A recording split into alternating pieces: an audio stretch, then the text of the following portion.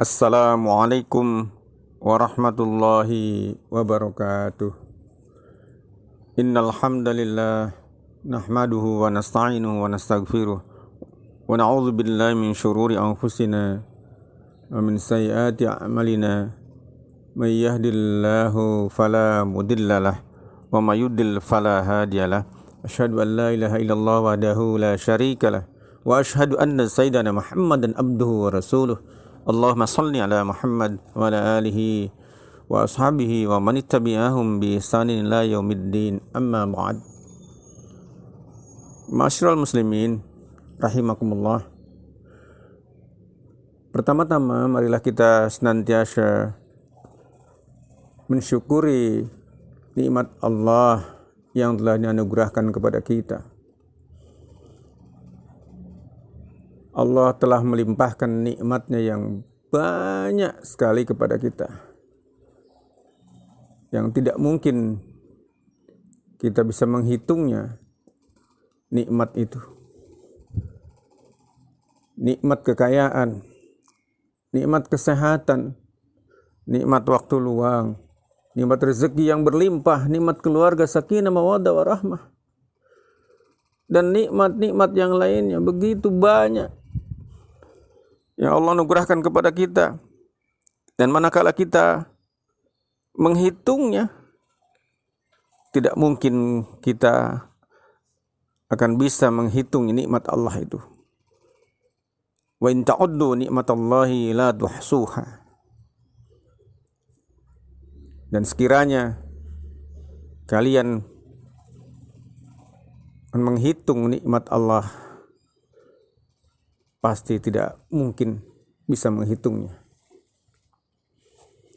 Mari kita mensyukuri nikmat-nikmat tersebut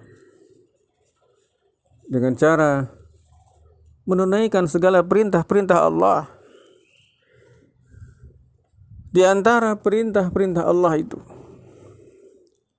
beberapa hari ke depan, sebentar lagi kita akan memasuki satu bulan yang istimewa.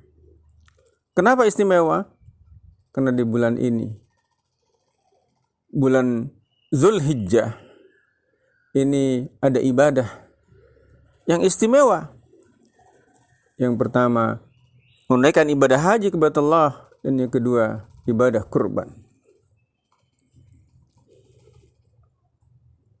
Mari kita syukuri nikmat yang telah dianugerahkan kepada kita dengan melaksanakan perintahnya.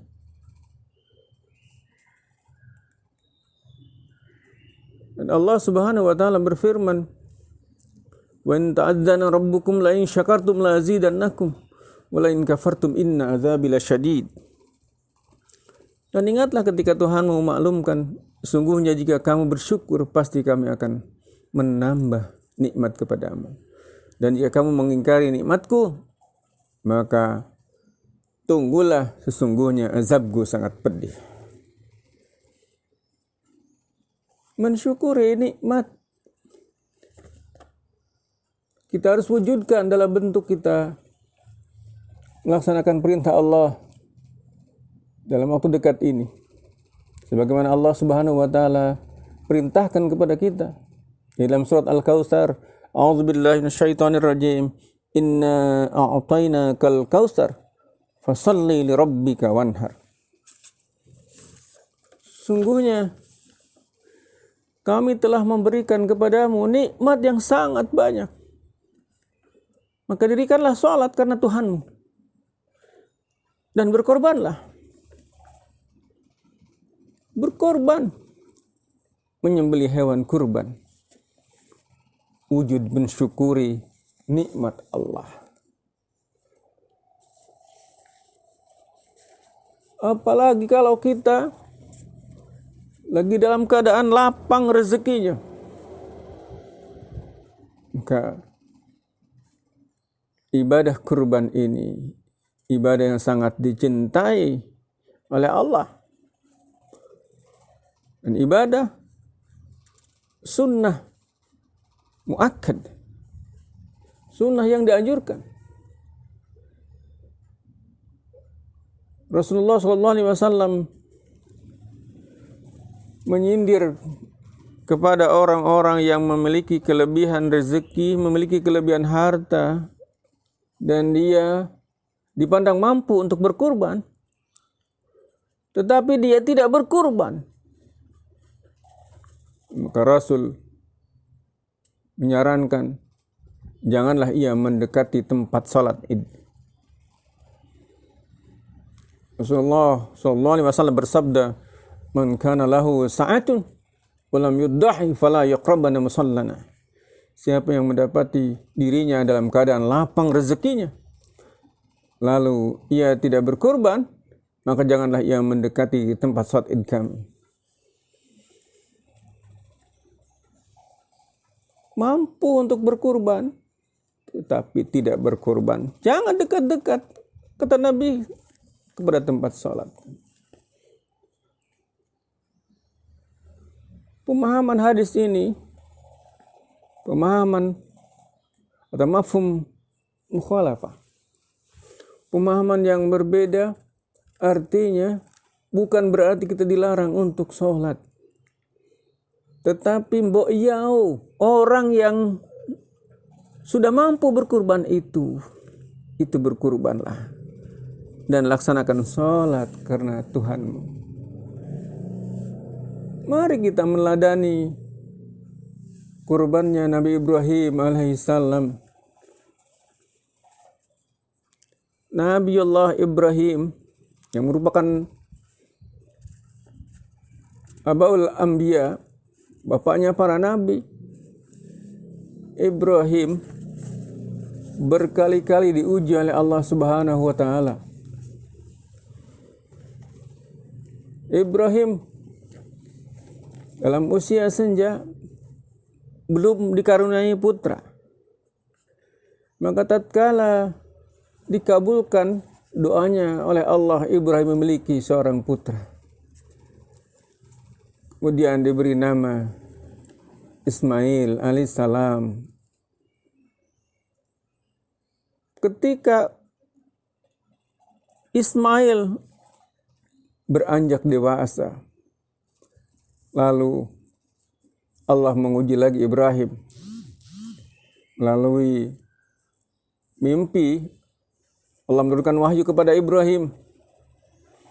Maka ketika anak itu sampai dewasa, Ibrahim berkata, "Wahai anakku, sesungguhnya aku bermimpi dalam tidurku bahwa aku disuruh untuk menyembelihmu. Maka renungkanlah bagaimana pendapatmu." Qala ya abati fa'al ma tu'maru satajiduni insyaallah minas sabirin. Ismail menjawab, "Wahai ayahanda, kerjakanlah apa yang diperintahkan kepadamu. Engkau akan mendapati aku insyaallah termasuk orang yang sabar."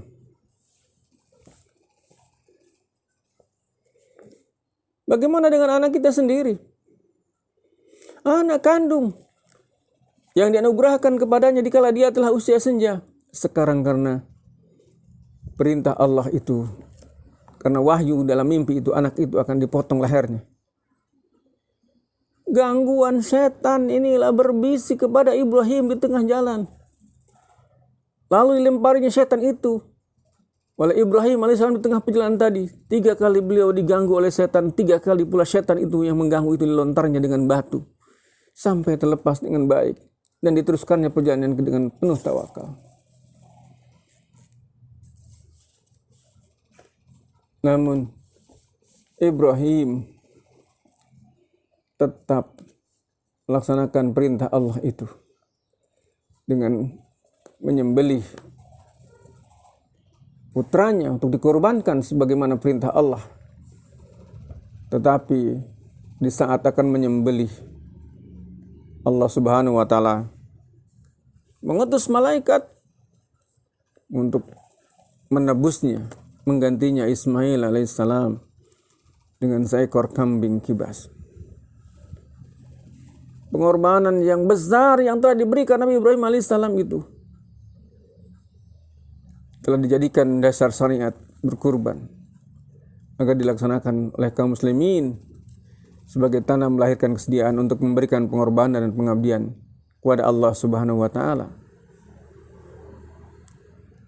Kurban itu dapat dijadikan ukuran bagi kita sampai seberapa jauh kesediaan kita untuk berkurban demi pengabdian kita kepada Allah Subhanahu wa taala. Sampai seberapa besar kecintaan kita kepada Allah Subhanahu wa taala. Sehingga apa yang kita cintai, anak, istri, harta, tidak akan melebihi cintanya kepada Allah. Kurbanmu merupakan bukti cintamu kepada Allah Subhanahu wa taala. Lebih besar daripada cintamu kepada dunia, kepada anak, kepada istri, kepada harta dan sebagainya. Karena itu Allah Subhanahu wa taala menegaskan bahwa kurban itu hakikatnya merupakan rasa cinta kepada Allah Subhanahu wa taala. Merupakan ukuran takwa kita kepada Allah. Orang yang bertakwa dia berkorban karena Allah Subhanahu. Allah berfirman, la yanallaha luhumuha wala dima'uhu walakin yanaluhu taqwa minkum. Kadzalika syakharaha lakum litukabbirullaha ala ma hadakum wa basyiril muhsinin. Daging-daging kurban itu dan darahnya itu sekali-kali tidak akan mencapai kepada Allah. Tidak akan sampai kepada Allah. Tetapi ketakwaan dari kamulah yang dapat mencapainya.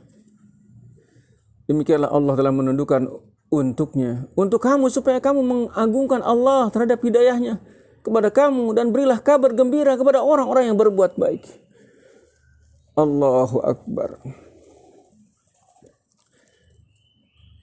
Dari ayat ini kita memperoleh penjelasan manakala kita berkurban, baik berupa sapi, kerbau, unta atau kambing, wah, bukan daging atau darahnya hewan kurban itu yang akan diterima oleh Allah Subhanahu wa taala, melainkan ketakwaan kita atau pengabdian kita yang tulus ikhlas dalam melaksanakan syariat agama. Itulah yang akan dibalas dan diterima oleh Allah Subhanahu wa taala dengan pahala yang setimpal. Karena itu, marilah kita laksanakan berkurban. Kurban itu akan menuju ke puncak ketakwaan kita semua. Karena takwa itulah yang akan diterima oleh Allah Subhanahu wa taala. Siapkan kurban-kurban terbaik kita. Sembelihkan dan bagikan dagingnya kepada orang-orang yang sangat membutuhkan, orang-orang yang sangat berhak. Di tengah pandemi ini, insya Allah sekerat daging kurban agar lebih bermanfaat untuk menambah nutrisi dan gizi fakir miskin yang dilanda kesulitan pangan. Semoga dengan adanya kurban ini menjadi bertambah kuat ketahanan pangan kita. Mari kita tutup dengan doa kafaratul majlis. Subhanakallahumma wa bihamdik asyhadu an la ilaha illa anta astaghfiruka wa atubu ilaik. Wabillahi taufiq wal hidayah. Wassalamualaikum warahmatullahi wabarakatuh.